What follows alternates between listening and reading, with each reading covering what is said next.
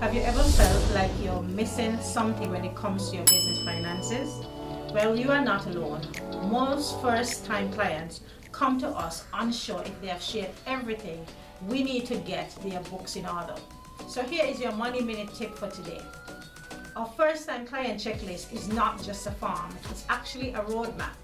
It helps uncover your full financial picture, even the accounts or expenses you might have forgotten. We ask questions like, what type of income do you bring in? What recurring expenses keep your business running? How many checking accounts, credit cards, or loans are in play? You'll be surprised how often people forget about the saving account or the business credit card that they really use. That's why our role isn't just to organize your receipts, it's to educate you. When we find gaps or errors, we guide you through them with care, no shame, no overwhelm, just clarity and support. If you're just not sure where to start, then grab our first-time client checklist. The standstill link is available in our bio.